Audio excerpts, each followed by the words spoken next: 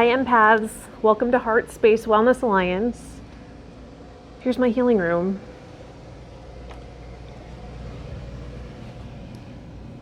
Let's get started. Hi empaths, welcome to Heart Space Wellness Alliance. Here's my healing room.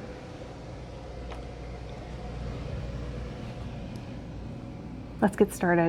Hi empaths, welcome back to my healing space. We're going to get into another reading. I want to send out a huge thank you again to anyone who signed up as an individual client as far as a reading or a personal session. Everyone who's donating to the channel, thank you, thank you, thank you. It makes an impact. And for those who don't have the resources to do those things or no interest, your engagement here and your likes and all your subscribes, it makes a difference. It's valuable to me. Thank you. Thank you. I appreciate it. And anyone who's commenting and leaving feedback and letting me know how these readings are resonating, that's really valuable too. Right? It's so easy to feel like we're talking into the void sometimes, isn't it? Particularly when you're just talking into your phone, right? So thank you for your engagement. That is so valuable to me. You've been so generous with that. And for letting me know how you're receiving these readings and for feedback and suggestions. That's helpful as well. Thank you, thank you, thank you. I'm going to start by clearing the space with my Tibetan tinctures. Clearing the space, our energy fields, the cards, invoking angels, guides, compassionate ancestors, any beings of the light who want to inform this reading with the most accurate, informative, resonant information that's priority for the listener to hear at this time.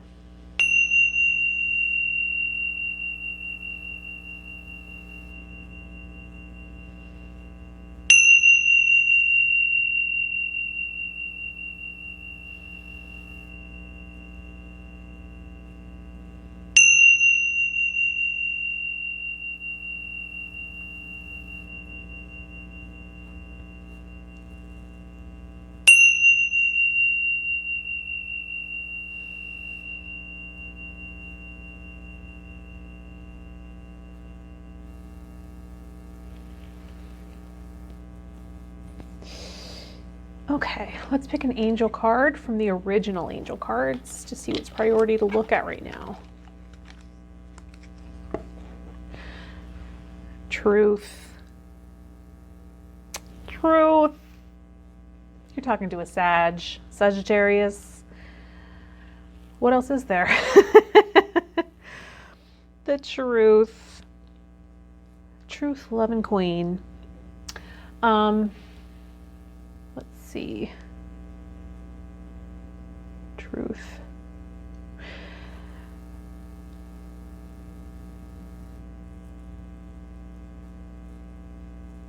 Cutting through excuses, cutting through delusion, getting to the truth of the matter. What's your personal truth? Truth that's in your heart, that resonates with your heart. You know to be true.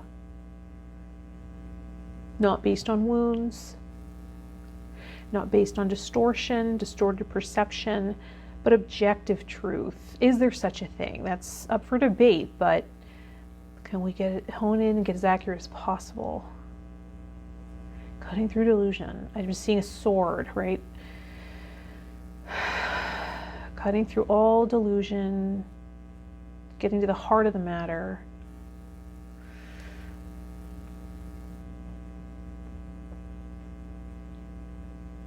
Okay, let's go to the Ascended Masters Oracle deck by Doreen Virtue.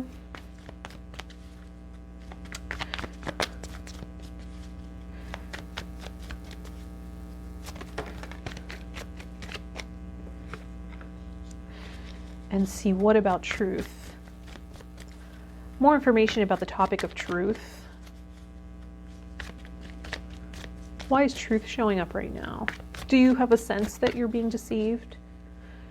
Are you lying to yourself in some way? Are you making excuses?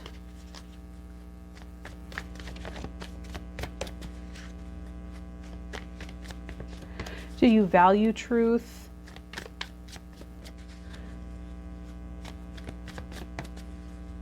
And maybe others don't value it as highly, so interactions with others are perceived as harsh.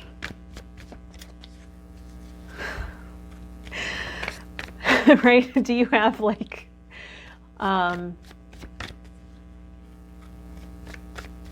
Sagittarius placement involved in that? Gotta love a good Sagittarius.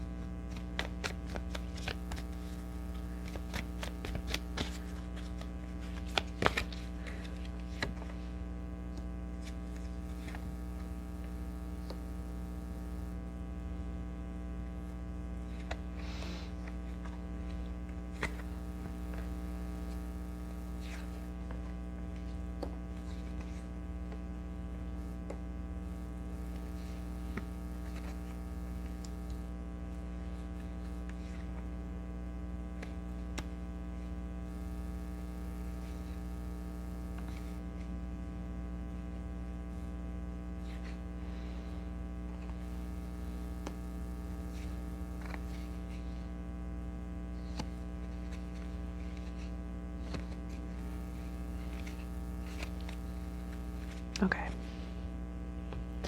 So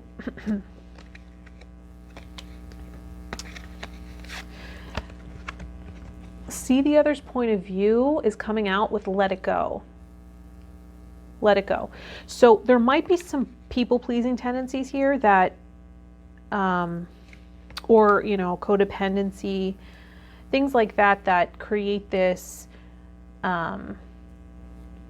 distortion of the truth or how we're presenting, right? Because our truth isn't really being revealed, right? When we don't share that part, those boundaries with others, when we don't speak up and reveal what we're really feeling or thinking in order to avoid conflict, right? Out of fear of abandonment or whatever it is,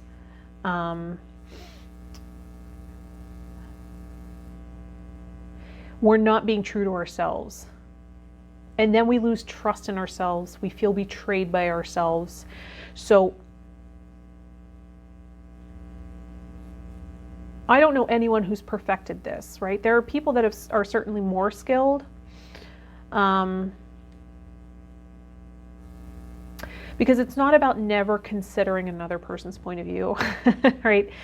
That's not what's being called for here. It's about including yourself, right? So it's not like you have to learn a whole new skill, right? Empaths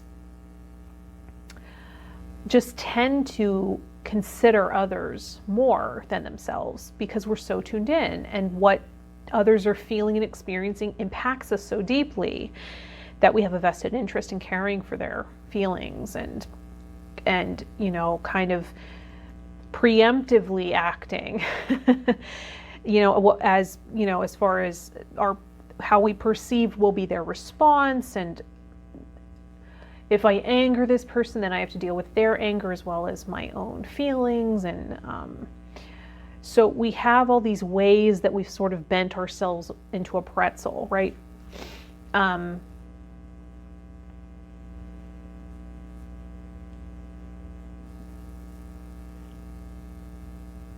So this might be relationship oriented, and I'll show you why. A significant relationship. Father, husband, brother, son is coming up, and then find blessings in your current situation. So what might be medicine for this fear-based approach, right? This fear-based approach of interaction and relationship might be gratitude practice around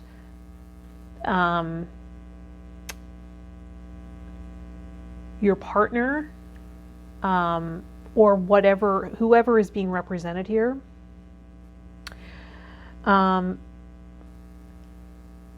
We might also be looking at father, because I'll show you why. It's further into the cards, but we might be looking at finances here. We might be looking at career, particularly if you're self-employed.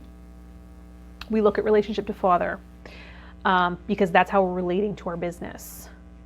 So we look at healing that relationship by taking on and acknowledging and showing gratitude for those things we were taught by Father. There's always something that we're taking on. There's always something that we've learned, even if Father is an unknown. It may come down to gratitude for life. I have a friend who never met his father, didn't know his father. In fact, his father was made a villain, right? The story of his father in his house was that his father was a villain who ran away.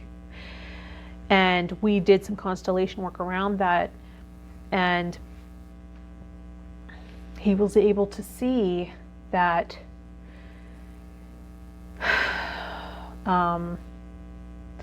while his father was vilified to a certain extent, he had taken on his father's independence as well as his mother's. His father's spontaneity, value of freedom, and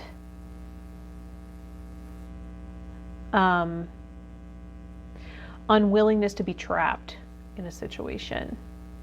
And we were able to turn those things around into strengths where they were once vilified, right? And deemed dark. So there's always something to be gained, right? Something to be grateful for, I mean, something to acknowledge.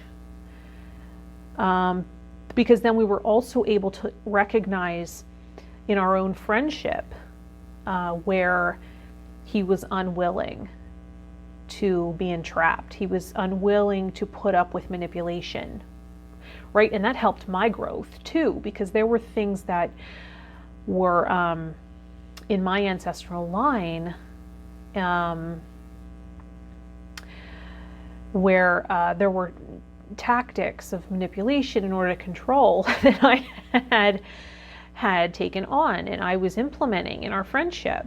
And he helped me see them because I didn't know what I was doing. I was not fully aware. I just thought this is how the world works, right? Until you shine a light in these areas and you acknowledge them, you're really blinded to them. So it's really valuable to have trusted friends who will call it out, particularly if you are committed to growth, right? If you are on a healing path, if you're on a spiritual path, we all have shortcomings, we all have blind spots, and we all have these unspoken rules and agreements that we've taken on, that have been handed down to us, and this is just how we live, how we show up. It's like the story of the mother's teaching the daughter how to prepare a ham, right? And she cuts both ends off, and the daughter asks, "Why do you cut the ends off the ham?" And the mother says, "Well, that's how it was always done. That's how my mother always did it, so that's how I do it." And then she goes and asks Grandma, "Why do you cut the ends of the ham off?" And she said, "That's how my mother always did it, so that's how I do it." And then she goes to great-grandmother and says, "Great-grandmother, why do you cut the ends of the ham off?" And she said, "Because it didn't fit into the pan otherwise." Right? So it's like this might be outdated here. It might no longer apply, might have never applied, right? But at some point it was deemed necessary for survival, which is why it was put into, why it's so ingrained, right? Why it's a rule now. There was a time where all of these agreements were deemed necessary in our ancestry. And maybe now it's no longer valid. It no longer applies. So we shine a light on it. And it's really helpful to have those friends that keep us accountable. And that's what my friend was able to do for me. And we were able to acknowledge that that's something he learned from father, not putting up with manipulation, obligation, which created this sense of independence and freedom and values therein. So, and that became valuable to me because in order to sustain the friendship, he had to put up a boundary around that. And then it helped me grow. It challenged me to grow, because then I was able to look at that in myself and say, you're really right. That's really odd thinking. That's not, these ways that I'm working to manipulate in relationship are probably what's sabotaging a lot of my connections, and mostly in really highly charged connections where there's some neediness that gets triggered or fears of abandonment. So I noticed the patterning and I was able to self-correct and heal the patterning for my ancestors, right? Because it no longer applied. It was actually disempowering everybody involved, including myself. So, because then also I wasn't given the truth, right? If someone wasn't willing to put up with it, but they never told me, and they just abandoned the situation or left, and I didn't really know why, and maybe it was the weight of this tension, this psychic tension, right? And maybe they didn't know what it was either. It just created this feeling of this icky feeling. And because it was this unspoken agreement where we were trying to create this contract and it wasn't working, because their rules didn't enmesh with mine, right? They didn't add up. They weren't compatible. So instead of negotiating, someone might just walk out, right? Someone might just leave. And luckily my friend was self-aware enough to speak on it and say, I don't feel obligated. No, I don't feel obligated here. I'm unwilling to, it was this tendency of mine to, and this is not uncommon, right? This tendency to give in order to receive, right? You're keeping tally here, right? You're counting your points. This is worth a hell of a lot of points here. Okay, I will wait for that reimbursement. Right, and we're going around in relationship and we're keeping points. The feminine energy tends to do this, right? But the masculine and feminine energy have different ideas of the point system, right?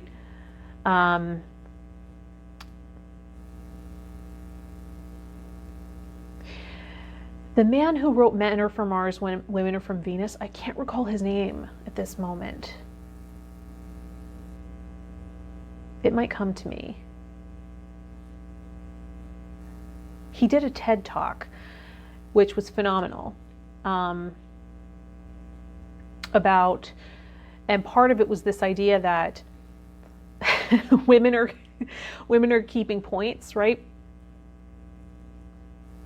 Women give themselves points for things, and when a man shows up and does something, he thinks he's getting all these points too, but it's not the same point system. It's really funny the way he puts it. He's really good. He was on fire that day when he delivered that TED Talk. I think he even had a different talk planned entirely, and this whole talk just came through him. And you'll have to check that out. I'll link it below if I remember. I'll make a note because it's phenomenal. It was so good. But he talked about how, and I'll let him tell it, right? I'll let him tell it better. But it was this idea that men think, oh, if I give you 24 roses, that's 24 points. But a woman will only count it as one, right? It's this whole idea of like the different point system that we have. This idea of horse trading, right? In relationship. Instead of giving out of an overflow, we all have this tendency to fall back into a lower level of love where we're horse trading. Because we've been hurt in the past and we don't want to be taken advantage of, right? So it's the system we have in place to guard against that.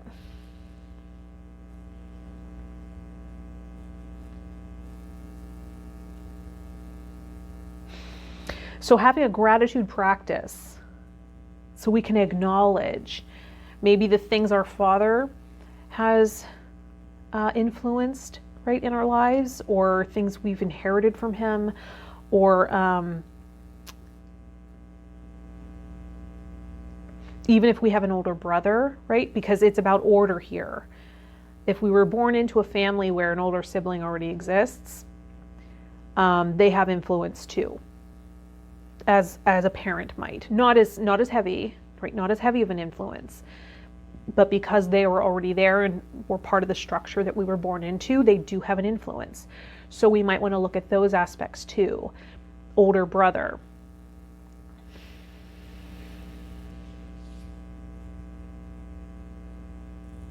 And maybe even husband as well.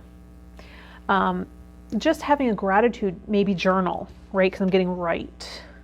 Having a gratitude journal, gratitude practice, where we acknowledge, even in our own minds, right? We don't even have to say it out loud if we don't want to. Just journaling and acknowledging all the amazing things we have.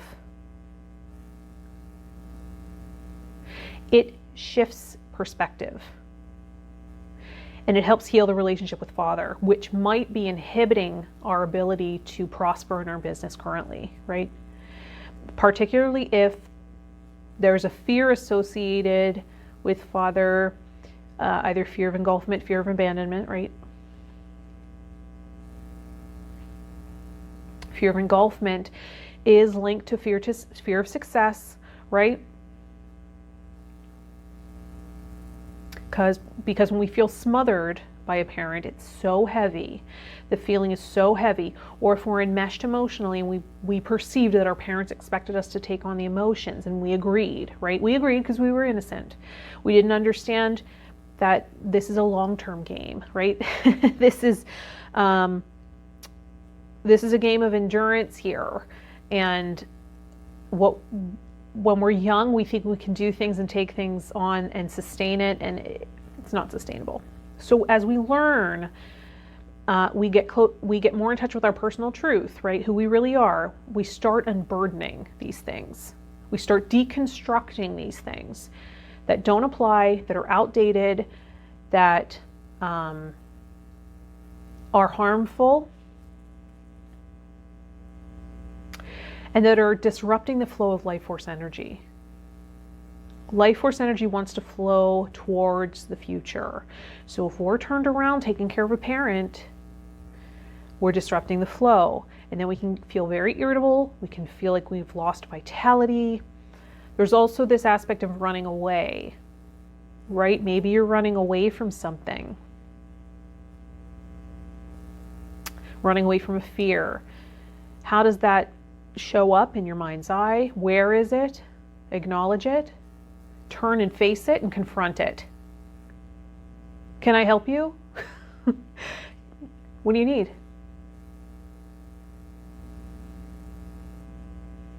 We might find it runs away. We might find it dissipates, right? Confronting a fear, it can't exist in the light of your attention and acknowledgement. It might just need acknowledgement so it can dissipate. Might just need acknowledgement. I had a client, we were working and she kept saying, I feel like I'm running away. And I said, what are you running away from? And she noticed this big gargoyle, right? In her mind's eye. And I said, where is that located? And she said, it's behind me to the right. And I was like, okay, this is to do with father, but we don't need to know that, right? The client doesn't need to know that to confront it. So I said, let's do something. Let's try something. Let's turn around and look at it. There's no guarantees in this work, right? We're working with the unknown. So it's the subconscious. It's not a guarantee. So it's phenomenological. So we just make room for whatever wants to happen. But I knew enough to have her turn and look. And I said, what happens now that you're facing this gargoyle? And she said, it's dissolved. It completely dissolved. And she was shocked. And I assumed that probably would happen. It would do something, right? It can't withstand the light of your attention, right? It's the fact that you're running from it that gives it its power. But if you turn and confront it and face it, much like the thought loops of fear, right? The fear loops in your mind. I've said this before on this channel. I had an amazing friend, a mentor in part, right? Who I was suffering over this relationship this was years ago. I was suffering over this relationship with this man, and I was fairly innocent and inexperienced in the dating world, and it was New York City, so it was rough waters. It was hardcore. And so I didn't really understand a lot of things that were going on, and I was suffering over this one person that I had been involved with who sort of just disappeared. Like, we just lost touch. And I couldn't get over it. Like, I was suffering from it. And I brought it up to him. Thank God I brought it up to him, and I didn't just let it fester. This is another thing with personal truth, right? I was honest about this. I brought this up and I said, I can't bear the thought that he didn't care about me, right? I can't even. And he's like, why? I mean, this is keeping you stuck. You're just stuck in this loop. Do you mind if I coach you? And he was very respectful, and he asked permission to coach me. And he said, do you mind if I coach you through this for a moment? And I said, that made me feel safe and respected. So I said, okay. I didn't know what was going to come. I was a little nervous, but I said, okay. And he's like, just follow that thought. It's keeping you stuck in this loop. So face your fear. What's so bad if he didn't care about you the way you cared about him? What's the worst that could happen? Follow it. Just keep going. And I said, I guess that it didn't mean anything for him. Our experience together didn't mean anything for him. He's like, okay, what's so bad about that? What's the worst that could happen from that? That he's over me and he's not even thinking about me. Okay, well, what's so bad about that? What's the worst that can come of that? I was like, I guess that he never comes back. And he's like, okay, well, what's the worst thing that happens then? And I was like, I guess that I move on and I don't think about him anymore. And he's like, okay, and what's the worst that comes from that? And I was like, I guess I meet somebody new and I start a new relationship. He's like, okay, so is that so scary? And I was like, no. And it sounds so simple, but I was terrorizing myself with this idea that I needed him to have cared about the situation, that I needed him to have felt the same way as me, that I couldn't bear the thought of it being unrequited and he just didn't care about me and I was used. I just couldn't bear the thought of that. And when I followed the fear, it no longer held power over me. When I shined a light there in that dark place, that dark, dark place I didn't want to look, it really cut that tie. It helped cut this was an intense entanglement too, because I had gone to see my mentor, Shelley Poovey, who works with body talk system and other modalities. She's incredible. I've had amazing healers and mentors in my experience. And Shelley, we did a session and this came up as priority to work on, this entanglement, and we hadn't spoken, right? This is someone I hadn't spoken with. And she was like, there are tentacles here. Because I kept having dreams. He kept visiting me in my dreams.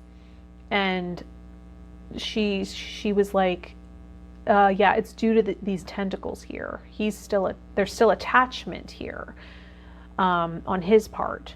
And you're feeling that and feeling drained by it. And he's entering your dreams. So I was like, okay, what do we need to do? And she's like, I can remove some of these tentacles. Okay, we can process this out. And I was like, okay. And we did so, and it was so intense. Like, it's unlike anything I've experienced before. I was sobbing. It was crazy. The release was so intense. And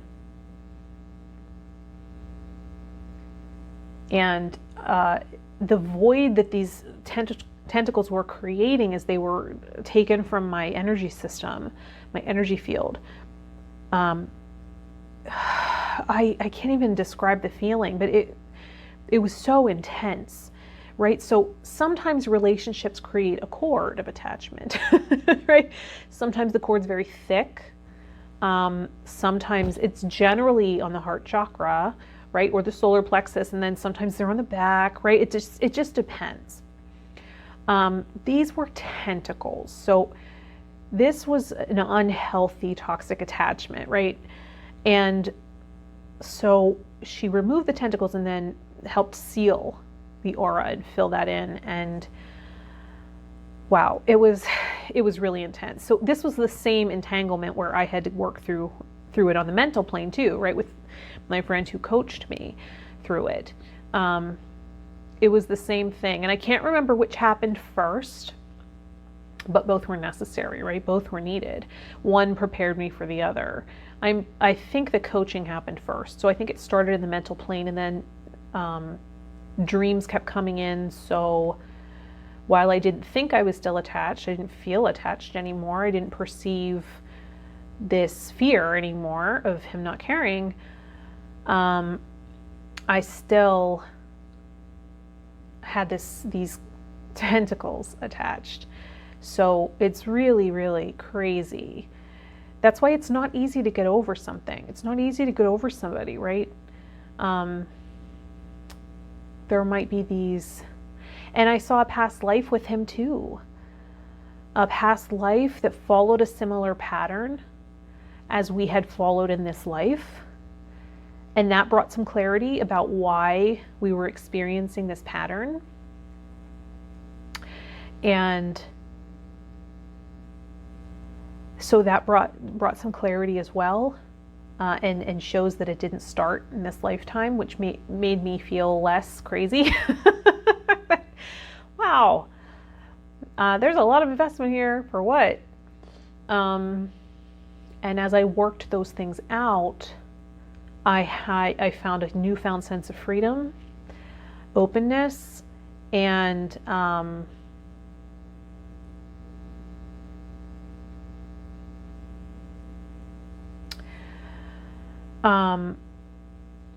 I actually had this habit of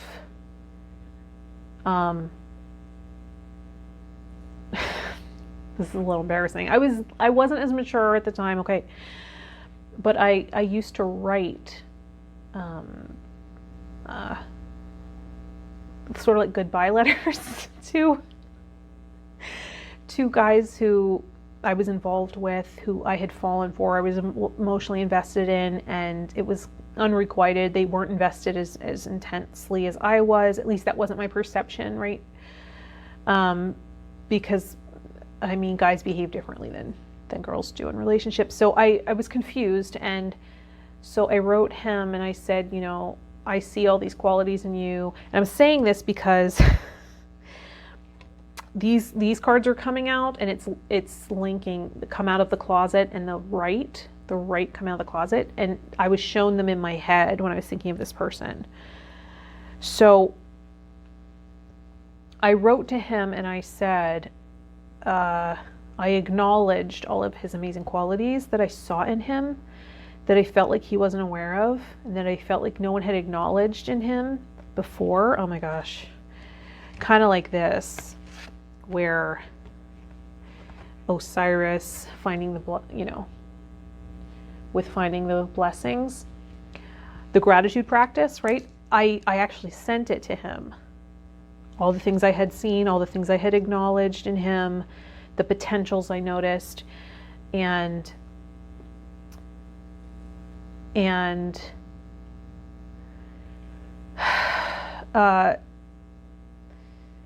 should I tell the whole story? Like, it's coming in. So I'm just going to try to tell it quickly, in case this isn't interesting to anybody. But what ended up happening was, I sent it on Facebook, but we weren't friends on Facebook. So he never got the message. I thought he just ignored me because that was our pattern, right? He was very distant, but he had wounding with his mother. So it was one of those things, and where he had lost his mother, and so he was wounded. And what ended up happening was, I was in a voice lesson, and I was singing the song Make It To Me by Sam Smith. I was working on this song, and my voice teacher was like, meditate on the meaning of this song for a moment, and before we start. So you'll cue me by opening your eyes, and then I'll start the accompaniment. So we were working on this, and I meditated on, and Make It To Me is a love song. It's sort of like a prayer. It's written like a prayer. It's beautiful. It's on my SoundCloud page. For anyone who's looking to attract or draw in their soulmate, it's a great song to work with for music therapy in that way, for sound healing and sound meditation in that way, to set an intention of someone coming in. When we use the power of our voice, we're sending our intention far and wide, right? And letting it go, right? Letting it go so it can travel far and then bring back a resonant match. So using your voice for the law of attraction, which is coming up later in this reading, I'm sorry, I'm going to get to it, is an amazing way of using the law of attraction through resonance, right? Setting our intentions with our vocals. So I sang through this song a few times, and then thought nothing of it, right? I was just sort of meditating. It's a prayer, Make It To Me by Sam Smith. If you check out on my SoundCloud page, I think that's linked in the description, or just watch Sam Smith singing it. It's beautiful. It's a prayer of like calling in your person, right? Calling in this person that you don't know yet, but they're your match. It's really beautiful. It's poetic. It's a song I had just chosen because it was beautiful, and I love Sam Smith, and his vocals are so emotional, and I really relate. So I was using this song just to work on that style, really. So when I was given the instruction to meditate on it for a moment, and that guidance must have flown through, meditated, sang through the song a few times, thought nothing of it, got on the subway, went back to Brooklyn, right? Nothing. And then a few hours later, a message came in from this person. It had been 4 years since I sent this message. And the song has lyrics about something about this message I'm sending, or something about message, or something. I can't quite recall the lyrics at this moment, but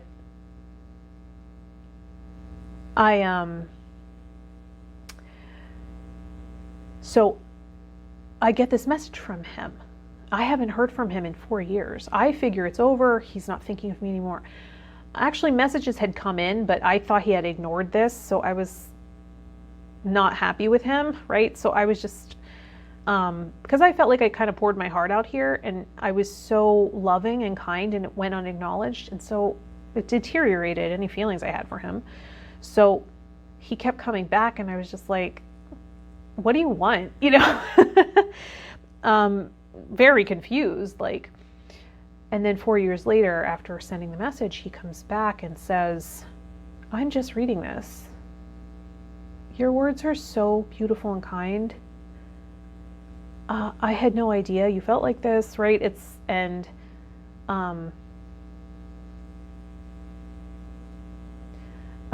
he was really moved by what I saw in him.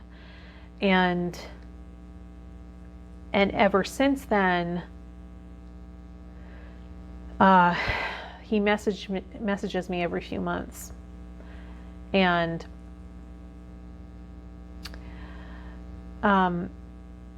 but he's not the person I want, right? He's not someone I want to be with. But that being said, it's like,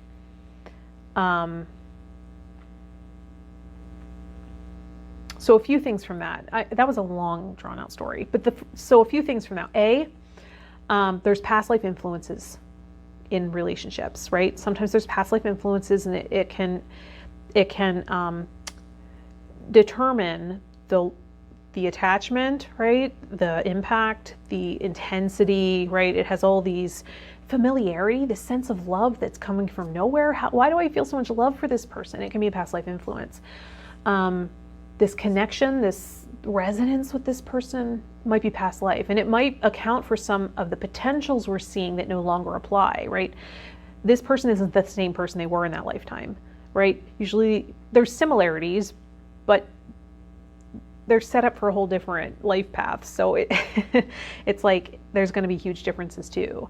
So cutting down to the truth of the matter is going to be cutting through some of these delusions, right? Some of these things that no longer apply. Another thing is, be careful about what music you listen to, because it will have an influence as well.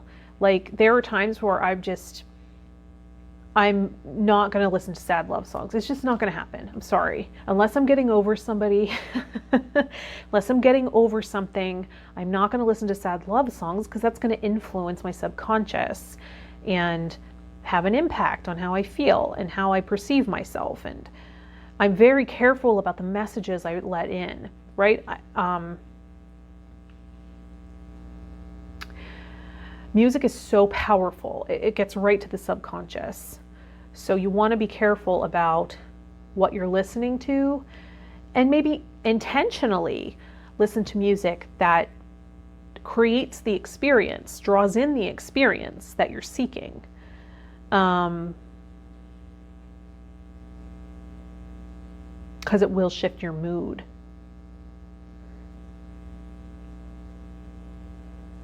There is also the message of being honest and truthful about what you see in somebody, and acknowledging it and honoring them in that way can have a huge impact and make them feel connected to you. That wasn't really my intention for writing that message. It wasn't to manipulate. It truly was, like, I can see why at some point I might have done something like that to manipulate somebody to try to come back. But at that point, I had made such peace with him being gone and not coming back that I just felt there was so much unspoken, and I didn't want to have another lifetime with him. So I was like, and I love resolution. Like, I'm just one of those people that I would hate to hear that something happened to him and I never said anything, like, particularly because my feelings were so strong and I cared so much, and I saw his wounds, and I had so much empathy and compassion for everything he had gone through. I knew it wasn't his fault, and I just wanted to acknowledge. And I also felt like I was giving him parental love. I did that a lot too. I made these contracts with men I was dating who had this mother wound and expected parental love from me. And I complied. I agreed unconsciously because I'm very nurturing. I'm very motherly. I have a lot of that energy and influence. Romantic relationship isn't a place where that's appropriate all the time, right? There are moments where that'll be called on, that unconditional aspect of love, that nurturing energy, that mothering energy, particularly if a man is sick, right? That motherly energy might be called on, but it's smothering if it's done all the time. So it's knowing, right? It's being aware. Most people are looking for their playmate, right? Someone they can enjoy life with. So being in touch with that aspect of yourself, and we have so many moving parts. It's like the truth of who you are is that you're all these moving parts. You're not just one thing. So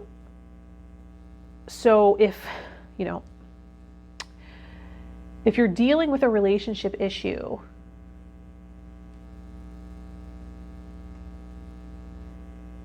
it might be do a meditation and just ask your guides to show you a past life influence here. It might give you so much clarity around the connection. You might also want to look back at your ancestors, your ancestral lines, starting with parents, and just looking back at the different relationships in your family line and see the similarities of dynamics here.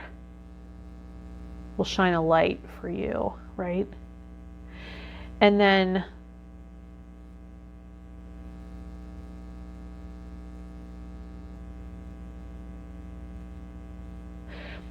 doing the gratitude practice with father,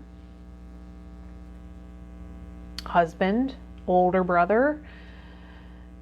These people will have an impact. You might even want to do it with mother as well. And as we heal this relationship,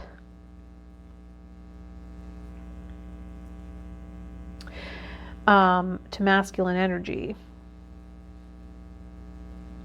we can, right, through journaling, through writing, gratitude practice, that aspect of self can come out of exile, come out of the closet. Maybe we've exiled part of ourselves, right? Part of ourselves that we deemed unworthy, or too weak, or inappropriate. There might be an aspect here that we've really shut away, and it's currently shut in a closet, in a dark, dark place, and we can't look at it. And that binds us to its source. So just acknowledging, shining a light, right? Much like my client with, it represented itself as a gargoyle. That's a protective part, right? A gargoyle is meant to protect. We have protective parts of us that are protecting this exiled part that's in the closet, right? This exiled part of us that's deemed inappropriate and shut away somewhere. And it's like, we don't want you. You go over there, right? That part of us doesn't go away, but it fragments our identity. It's usually carrying a lot of trauma. It's carrying our trauma. It's carrying a lot of wounds. It's carrying, those aspects that we deem unacceptable, that we are not able to access. And it's usually a child, a young part of us, which then gets triggered and we regress, right? Those parts of us that are mean, those parts of us that are cruel, those parts of us that act out as a child would, because we don't understand the weight of being an adult. That aspect of self is probably very young. So when we work with protective parts, and this is based on internal family systems model of healing, founded and created by Richard Schwartz, we might talk to the protector part and negotiate or access, acknowledge the protector and thank it for its duty, for what it's doing to protect, and ask for access to the inner child, the exiled part. We don't have to go there, but simply relating to the protector parts can be enough. And asking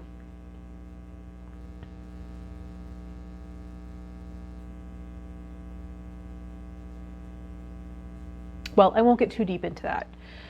That's Richard Short's work. I don't want to get too deep into that.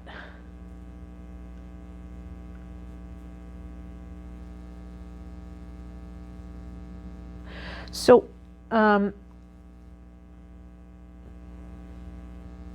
what will happen is that exiled part is unacknowledged. So when we're triggered, when we're regressed, right? And by regressed, I mean we're conscious, but we're flipped into another aspect of self because we're triggered. A wound is triggered, right? And so that childlike part that we're not acknowledging, it doesn't go away. It's still there. But when a sensitive part of us is triggered, touched, right, based on this wound that the child is carrying, the inner child's carrying, we might get regressed into that childlike behavior, that mindset, right? You might notice people in your experience doing this constantly, right? They're so wounded, and yet they don't need therapy. They don't need counseling. Who do you think I am? I'm not that weak, right? There's so much judgment around that. But if you look at the people that judge therapy and counseling and mental health professionals, right, getting help that way, usually they are so wounded themselves. It's like, how can you not see?